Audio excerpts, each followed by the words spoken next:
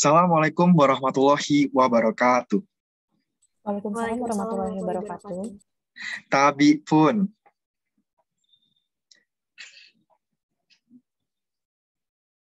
Nggak Ya dijawab. pun. Oh, itu dijawab juga. Ulang, please. Jawab ya. Timernya ulang ya. Blank. Loh. Timernya ulang. Kalau soalnya kayak ini jawab nggak sih? Kalau nggak dijawab ya udah gitu. Kayaknya kalau besok nggak dijawab lanjut aja kali ya. Oke, Iya. ulang ya. Assalamualaikum warahmatullahi wabarakatuh. Waalaikumsalam warahmatullahi wabarakatuh. Tabi pun. Ya pun. Om Swastiastu, Namo Buddhaya. Sebelumnya kami dari tim Pausantara ingin menyampaikan terima kasih yang sebesar-besarnya kepada para tim juri dan juga para tim panitia KSPM Fair 2021 National Essay Competition dengan tema Finding Beautiful Company Through Deep Analysis for Mega Profit. Di sini kami dari tim Pausantara akan melakukan pemaparan terkait dengan analisis saham PT Bukit Asam Terbuka (PTBA) sebagai peluang investasi seiring pemulihan ekonomi Indonesia. Analisis ini dilakukan pada tanggal 13 Oktober 2021.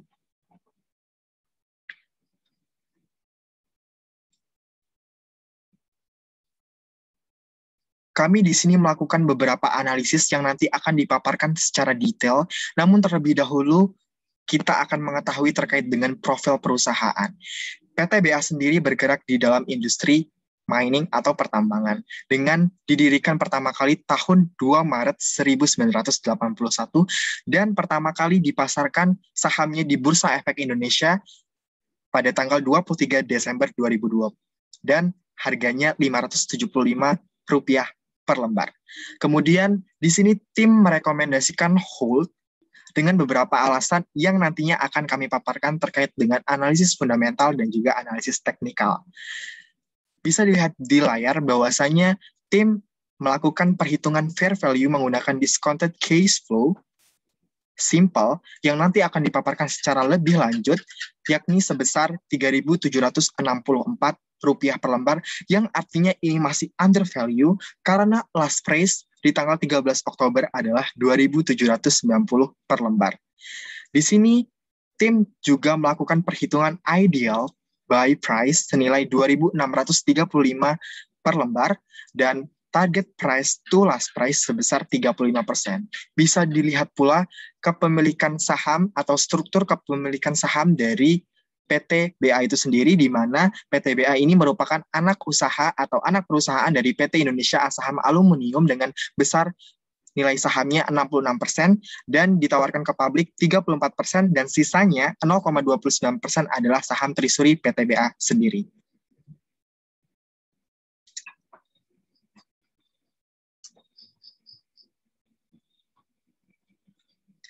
Highlight selanjutnya yang ingin kita sampaikan adalah terkait dengan prospek cerah industri batubara dalam 1 dekade ke depan. Intinya, prospek PTBA dalam 1 dekade ke depan ini akan terus menunjukkan eksistensi karena energi terbarukan yang dicanangkan itu belum mampu memenuhi kebutuhan energi secara global. Untuk itu, PTBA akan tetap memiliki prospek yang cerah dengan hal yang sudah disampaikan karena PTBA ini sendiri tentu memiliki tujuan untuk bisa melakukan ekspansi dan kegiatan perusahaan di bidang lainnya. Selanjutnya adalah konsistensi PTBA dalam kinerja operasional di tengah pandemi COVID-19. Intinya, di tengah kita diterpa badai adanya pandemi COVID-19, PTBA tetap mampu menunjukkan kinerja operasionalnya dengan tetap menghasilkan laba, dan di tahun 2021 ini mampu membuktikan peningkatan kinerjanya yang didukung melalui pencapaian the best market growth di tahun 2021. Ini merupakan paparan secara detail kegiatan usaha dari PTBA sendiri. Memang bukan hanya terfokus pada industri batubara, tetapi memang ada ekspansi atau kegiatan usaha lainnya di mana mereka mengoperasikan terminal, kemudian mereka mengoperasikan pembangkit listrik tenaga uap, pembangkit listrik tenaga surya, dan juga memberikan jasa-jasa konsultasi lainnya. Baiklah, untuk analisis fundamental selanjutnya akan disampaikan oleh rekan saya Esten Zawa Aulia, dipersilahkan. Baiklah, terima kasih Terima kasih banyak sebelumnya saya ucapkan kepada Putra atas kesempatan dan juga waktunya. Untuk itu pada kesempatan ini saya akan melanjutkan membahas mengenai bagaimana tata kelola perusahaan PT Bukit Asam PTBA. Jadi, pada tahun 2020, PTBA berhasil meraih pencapaian, yaitu berupa penerapan Good Corporate Governance dengan skor sebesar 96,10 dari poin 100. Di antaranya, penerapan Good Corporate Governance itu dihasilkan dengan peraihan perusahaan itu mencapai Top Corporate Social Responsibility karena telah berhasil menyalurkan dana sebanyak lebih dari 60 miliar rupiah selama 2020.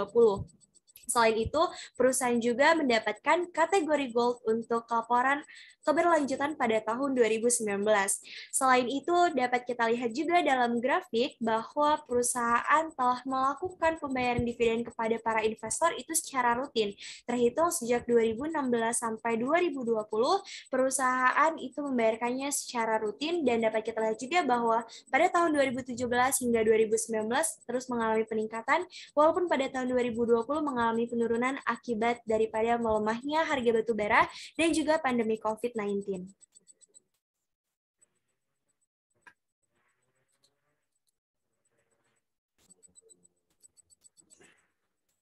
Kemudian yang selanjutnya adalah tinjauan makroekonomi. Seperti yang kita ketahui bahwa tinjauan makroekonomi ini sangat-sangat berpengaruh bagi perusahaan dan termasuk juga bagi PTBA. Di antaranya, yang pertama di sini terdapat bonus demografi, pemulihan ekonomi Indonesia, menguatnya nilai tukar rupiah, dan juga tingkat inflasi terkendali.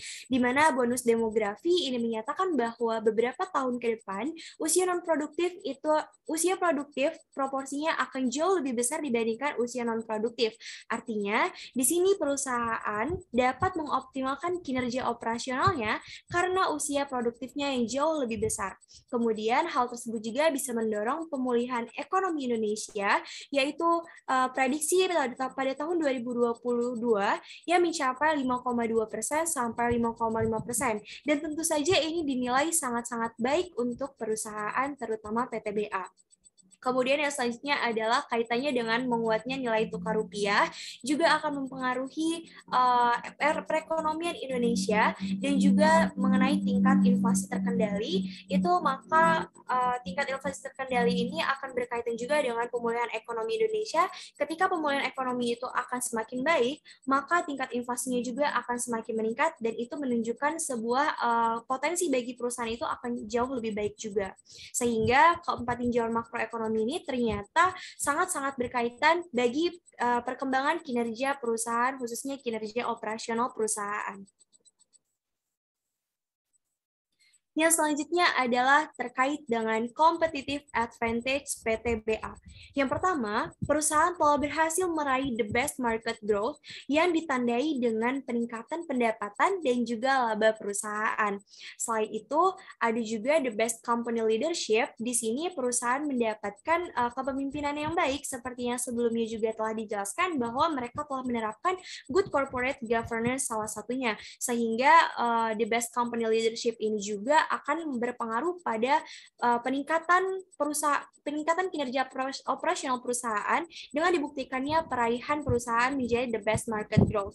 Kemudian yang selanjutnya adalah terkait dengan keunggulan distribusi logistik, di mana hanya PTBA lah satu-satunya industri yang bekerja sama langsung dengan PT KAI dalam proses distribusi batu bara, di mana PTBA di sini berperan menyediakan ketersediaan batu bara dan PT KAI memberikan pelayanan kereta api untuk bisa mengantarkan batu bara dari tambang ke pelabuhan. Kemudian yang selanjutnya adalah Porter's Five Forces Analysis, di mana yang pertama adalah terkait dengan trade-off substitutes, di mana ini ancaman terhadap penggantinya itu seperti yang sebelumnya telah dikatakan bahwa energi batu bara ini dimungkinkan akan tergantikan oleh energi terbarukan. Namun mengingat energi terbarukan ini sangat sulit untuk dioptimalkan, maka ancaman terhadap pengganti ini masih dikatakan lemah sehingga PTBA masih unggul dalam proses produksi batu bara itu sendiri.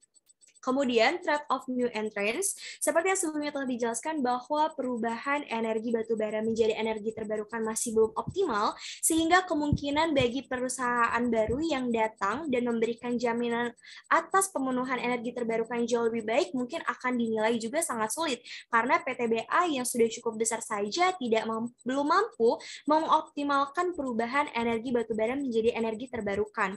Kemudian, berkenaan dengan bargaining power of suppliers, di sini PTBA berperan sebagai penghasil produksi batu bara. Mungkin keterkaitannya adalah dengan harga yang memang masih berkaitan juga dengan dipengaruhi oleh harga batu bara global, sehingga ketika harga batu bara itu menurun akan berpengaruh juga terhadap pendapatan atau laba yang akan diterima oleh perusahaan. Kemudian selanjutnya adalah berkenaan dengan bargaining power of consumers, di mana para konsumen itu tentu banyak sekali pilihan untuk bisa mendapatkan batu bara tersebut.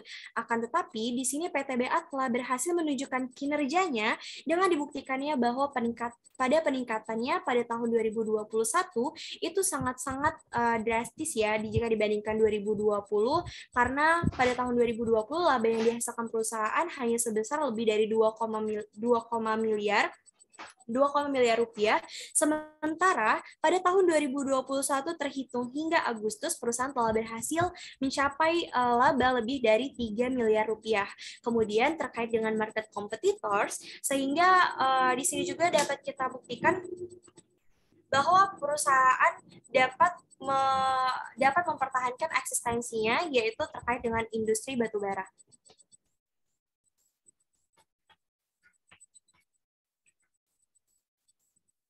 Kemudian yang selanjutnya adalah terkait dengan risiko bisnis dan investasi. Yang pertama adalah risiko pengurangan penggunaan batu bara. Memang penggunaan batu bara ini sangat-sangat berisiko, namun risiko penggunaan seperti yang dikatakan sebelumnya bahwa risiko pengurangan penggunaan batu bara ini masih bisa diatasi karena belum optimalnya penerapan energi terbarukan. Kemudian risiko fluktuasi kurs yang berkaitan dengan kredit yang dilakukan oleh perusahaan atau pinjaman dilakukan oleh perusahaan kepada bank, dan ini juga akan berpengaruh terhadap risiko tingkat suku bunga dan kreditnya, yaitu seberapa besar risiko fluktuasi kursnya itu, dan itu akan mempengaruhi tingkat suku bunga dan kredit. Kemudian selanjutnya adalah risiko harga. Seperti yang dikatakan sebelumnya juga bahwa perusahaan ini belum melakukan kontrak jangka panjang terkait dengan harga batu bara, dan perusahaan ini masih dipengaruhi oleh harga batu bara secara global, sehingga laba atau pendapatannya juga itu dipengaruhi oleh harga batu bara secara global. Yang selanjutnya adalah mengenai analisis keuangan, yaitu yang pertama kemampuan dalam memenuhi kewajiban jangka pendek. Di sini perusahaan sangat-sangat mampu memenuhi kewajibannya tersebut dibuktikan dengan rasionya sebesar 216%, sehingga dapat juga kita simpulkan bahwa perusahaan dapat melakukan pengelolaan keuangan itu dengan baik. Kemudian rasio dividen yaitu dibuktikan dengan adanya peningkatan sebesar 75% menjadi 90% pada tahun 2020 atas pengembalian dividen kepada para investor. Profitabilitas batubara juga dapat kita lihat bahwa perusahaan ini selalu mengalami peningkatan atas labanya, walaupun pada tahun 2020 sempat mengalami penurunan, dan juga penurunan jumlah liabilitas yang dapat mempengaruhi para investor untuk bisa melakukan investasi pada perusahaan ini karena perusahaan dinilai memang sangat baik dalam melakukan pengelolaan keuangan. Baiklah, mungkin cukup sekian yang dapat saya sampaikan. Untuk yang selanjutnya akan saya kembalikan kepada rekan saya, kepada Dede Catur Amung Saputra, dipersilahkan. Terima kasih kepada Yasin Zawa Aulia. Sekarang kita masuk ke dalam pembahasan valuasi. Di sini valuasi yang kita menggunakan metode discounted case flow. Mengapa kita menggunakan metode discounted case flow? Karena discounted case flow merupakan salah satu metode yang banyak sekali digunakan para investor karena dinilai mampu melakukan penilaian nilai wajar dari suatu perusahaan. Nah, nilai intrinsik yang didapatkan dari perhitungan adalah 3.764 per lembar dengan metode yang telah kami katakan tadi. Adapun current price PTBA itu 2.790, yang artinya harga tersebut itu masih under value. akibatkan oleh berbagai faktor yang telah tim analisis terkait dengan struktur modal yang lebih tinggi dari ekuitas dibanding liabilitas. Growth rate di sini kita menggunakan free cash flow selama 5 tahun dan juga discount rate sebesar 15% karena adjustment maksimal dan terminal growth-nya 2% karena dinilai aktivitas perusahaan ini tidak melebihi aktivitas dunia. Selanjutnya. Yang terakhir terkait dengan analisis teknikal, kenapa sih di sini kita menggunakan rekomendasi hold? Karena dinilai masih under value dari nilai intrinsik yang ada. Dan dibantu dengan tools moving average 20, 40, 100 atau pergerakan harga saham 1 bulan, 2 bulan, dan 5 bulan, lihat bahwa current price memang berada jauh di atas garis.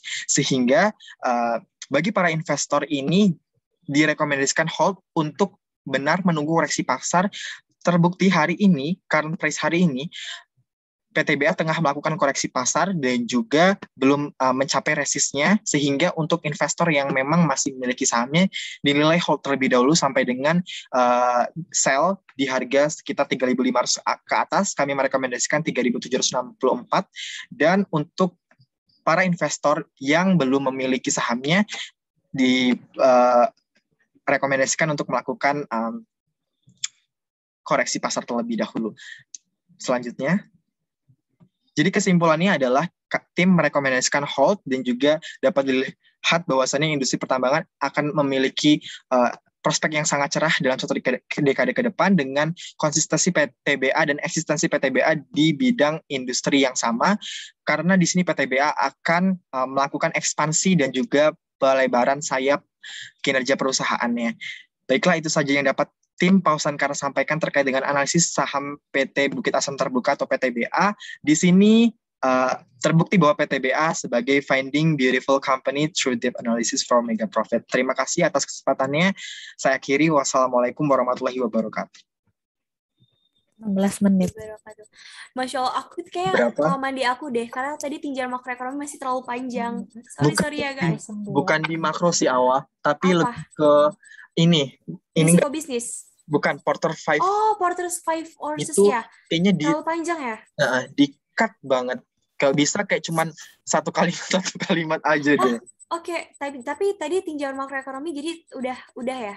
Udah, kayak tinggal. Berarti aku harus ditekanin aja. Sama di tata kelola perusahaan, mungkin lebih kayak di tes gitu aja.